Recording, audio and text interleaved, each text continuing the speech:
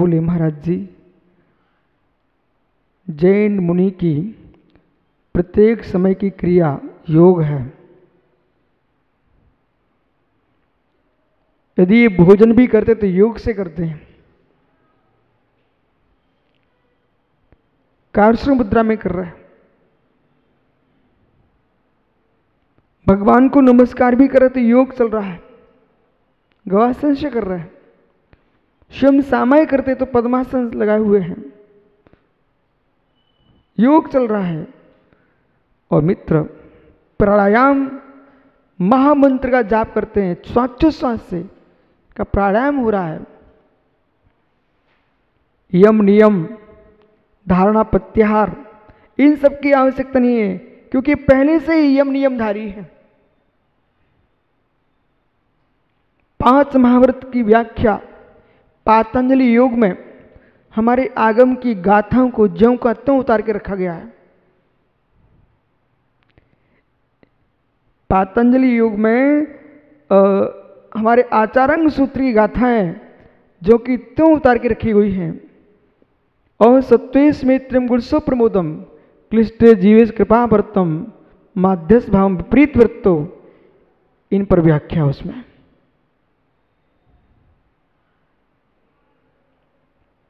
तो सारी की सारी विद्या तुम्हारे पास हैं, पर ये सत्य है ना, दूसरे घर की साग अच्छी लगती है, इसलिए तुम बाहर भागते हो।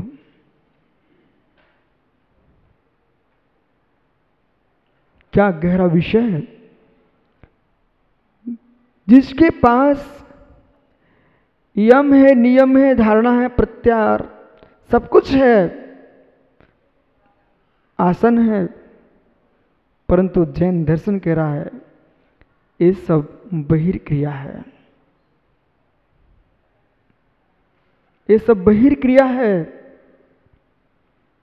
कोई योगा तक समाप्त कर बैठा, कोई आसन में ही समाप्त हो गया। हे मित्र, ये आसन हमारा साध्यपना नहीं है, ये प्राणायाम प्रत्याहार मेरा साध्यपना नहीं है, ये यम नियम मेरा साध्यपना नहीं है। ज्ञानी दया दम त्याग समाधि, दया दम त्याग समाधि, सबसे पहले करुणा, इसके बाद दमन, इंद्रियों का दमन, कसायों का उपशमन और विषय कसाय का त्याग, इंद्रिय विषयों का त्याग। ये सब कुछ तुम्हारे पास होगा तब प्रारंभ होगी समाधि।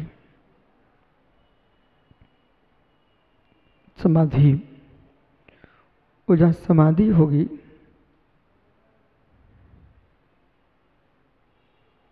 वह पूर्ण हल्कापन चाहिए।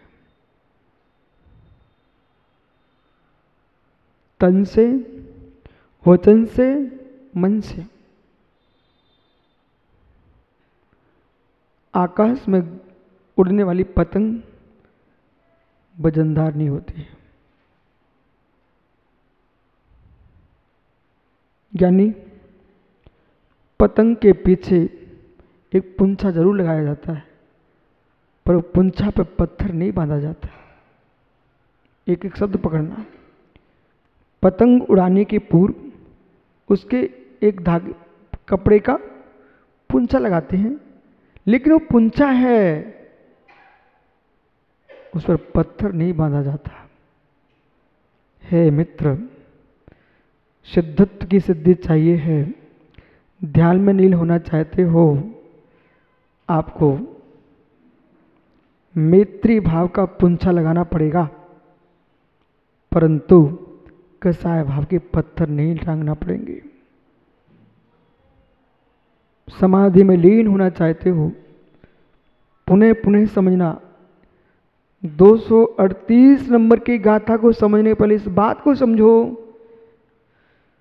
समाधि के लिए सबसे मित्रता पहले स्थापित करनी पड़ेगी। बिना मित्रता स्थापित किए ध्यान नहीं लग सकता आपका। कुछ कहना तो कह सकते आप लोग। समाधि के लिए सबसे पहले मित्रता स्थापित करना पड़ेगी। जब तक मित्रता स्थापित नहीं कर पाएंगे आप, तब तक समाधि नहीं हो सकती, यानी ध्यान नहीं लग सकता है। यहां समाधि से तात्पर्य बार बार मैं कहता हूं मृत्यु नहीं समझना। समाधि यानी ध्यान। समाधि पद चाहिए है तो मित्र भाव लाइए पहले। समाधि चाहिए है, दया लाइए, दमन लाइए, त्याग लाइए, इसके बाद समाधि प्रारंभ होगी। समाधि अहेतुक नहीं है, समाधि सहेतुक है। समाधि अहेतुक नहीं है, समाधि सहेतुक है। पारमाणिक भाव अहेतुक है।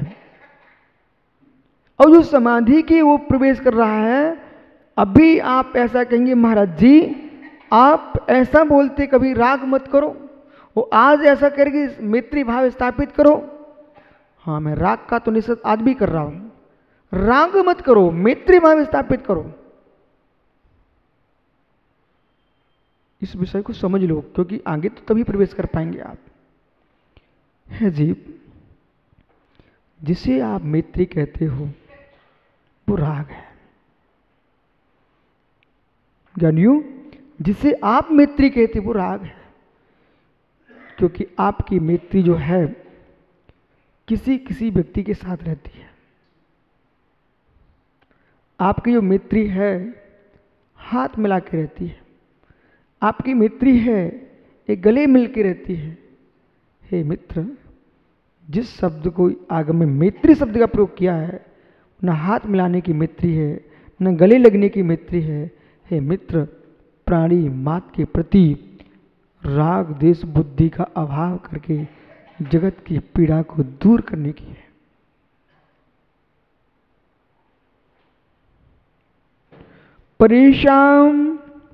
परेशान दुखानुपत्ति मैत्री।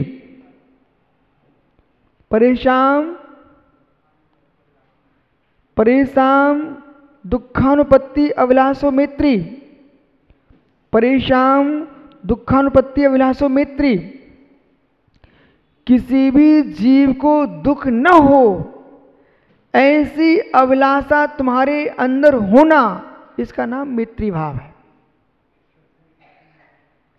किसी भी प्राणी को एकेंद्रीय से लेकर के निगोदिया से लेकर के संगी पंचेंद्री चारों गति के जीव, उनके मृत्यु भाव होना चाहिए। एक प्रश्न आप करो, संजन सागर भैया मित्र, एक प्रश्न करो। बोले महाराज, नरक के नारकी के साथ मैत्री कैसे हो सकती है? ऐसा प्रश्न करना चाहिए ना आपको। नरक के नारकी के साथ मेरी मैत्री कैसे हो सकती है? वहां तो मैं झगड़ने ही नहीं जाता ना।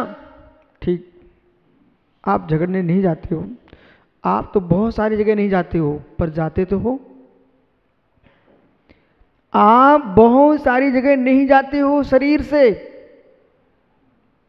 पर जाते तो हो मन से। मित्र, जिनकी शादियां नहीं हुई हैं, वे यही कहते मैं कुंवारा हूं, कुंवारा हूं। हे कुंवारे, तुम कोरे हो कि नहीं भी? हे कुंवारे, कोरे बचे क्या? यदि शरीर से तुम्हें कोई स्त्री नहीं मिली, बचन से कोई स्त्री नहीं मिली, हे मित्र, 4 प्रकार की नारियां तुम्हारे मस्तिष्क में घूम रही हैं, तुम्हारा कुंवारापन कहां बचा?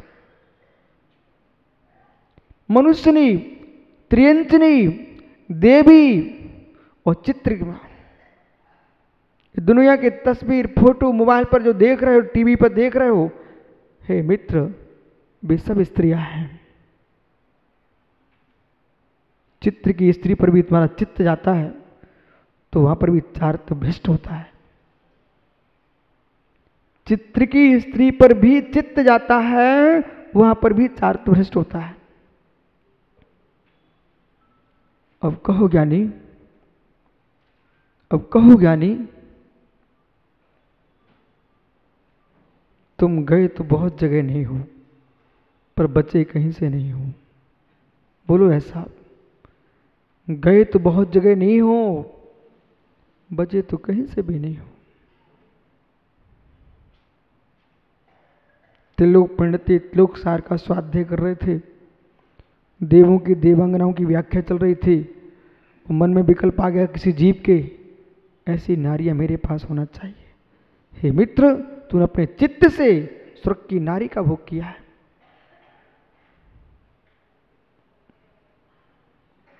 फिर नरक के नारकी की हिंसा की भी त्याग कीजिए। कि आप पद्म पुराण पढ़ रहे थे, वहां रावण की व्याख्या चल रही थी, रावण नरक चला गया, तो उसके नरक के कष्टों की व्याख्या हुई तो तुम खुश हो गए, ओ इसको ऐसे ही होना चाहिए था, इसने राम की सीता का हरण किया था ना। मित्र, वो तो भोग ही रहा बेचारा, तुम ऐसा सोच करके नरक के नारकी के घात का चिंतन क्यों कर रहे हो?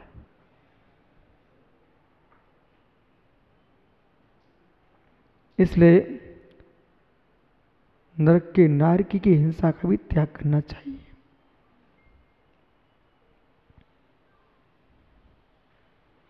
जीव दया पालन का नियम जिन्होंने ले लिया है, वे मात्र जीव दया शरीर से ही ना पालें, मन से भी पालें। मन से ही नहीं, वचन से भी पालें, वचन से भी पालो। साबद्ध वचन का जिनका प्रत्याग है, वे ही वचन से दया का पालन कर पाएंगे। करकस वचन का जिनका त्याग है, वे ही वचन से दया पाल पाएंगे।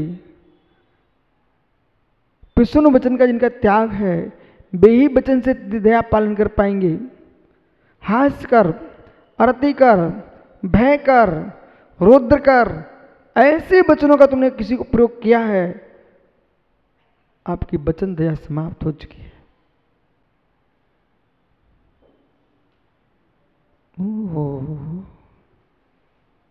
समाधि और मैत्री, समाधि और मैत्री अविनाभाव संबंध है। सुनो ज्ञानियों, समाधि मैत्री राहुल अविनाभाव संबंध है। मतलब सापेक्ष में निरपेक्षपना भी अविनाभाव है। कहीं सापेक्षता है जहां तुम्हारी, वहां नियम से कहीं निरपेक्षता है। कार्य कारण भाव, कार्य कारण भाव, ज्ञेय ज्ञापक भाव, ज्ञेय ज्ञापक भाव, कार्य कारण भाव। कार्य है तो कार्य कारण अवश्य है, और कोई कारण बनता है तो उसका कार्य अवश्य है। ज्ञापकांग वही होगा जहां ज्ञेय होगा, जानने योग्य द्रव्य कहीं नहीं होगा, तो ज्ञान क्या करेगा? और जो जो द्रव्य है वो नियम से ज्ञान का विषय है। तेल लोक में ऐसा कोई द्रव्य नहीं है जो ज्ञान का विषय ना हो। संपूर्ण विश्व के चराचर द्रव्य प्रमेयत्व गुण से युक्त हैं। संपूर्ण विश्व में चराचर द्रव्य प्रमेयत्व गुण के विषय हैं। बराबर, जो प्रमेयत्व गुण के विषय हैं वे ही तो ज्ञेय हैं। ज्ञापकांग है, ज्ञेयपना है। ज्ञाता है तो ज्ञेय है, ध्यान है, समाधि है तो मैत्री है। चलिए, कितने दिन व्यतीत हो जाए इसको विषय को समझो। जीवन में कभी 9वां नमोकार मंत्र तो पढ़ा होगा? इतनी छोटी सी बात पूछ रहा हूं, जीवन में कभी भैया 9वां नमोकार तो पढ़ा होगा? पढ़ा है ना? ठीक। हे मित्र, घर में किसी की मृत्यु हो जाए, उस समय तुमको नमोकार मंत्र पढ़ने में क्या आनंद आता है? हिलना नहीं, उत्तर दो। किसी की मरण हो जाए, इष्ट का, अत्यंत राग भरा था, उसमें आपको नमोकार मंत्र पढ़ने में क्या आनंद आता है? एक विषय। दूसरा, हे मित्र, कहीं घर में क्लेश हो जाए, झगड़ा हो जाए, तो फिर नमोकार मंत्र पढ़ना एकांत में बैठ के, उसमें नमोकार में कितना मन लगता है आपका? श्री जिनालय में बैठ के मायाचार्य तो करने आए आप। स्पष्ट बोलो, किसी झगड़ा हो जाए, हे मित्र, जो मुख से उच्चारण करके नमोकार पढ़ते हैं उनको उच्चारण ही नहीं करना पड़ेगा। कसाय में, क्रोध में, विवेक रहित होकर के व्यक्ति के अधर अपने आप फड़फड़ाते हैं, ओठ फड़फड़ाते हैं।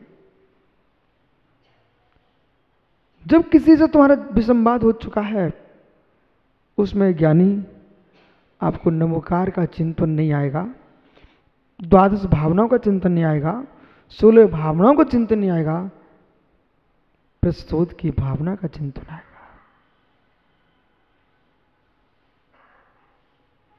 प्रतिशोध की भावना का चिंतन आएगा।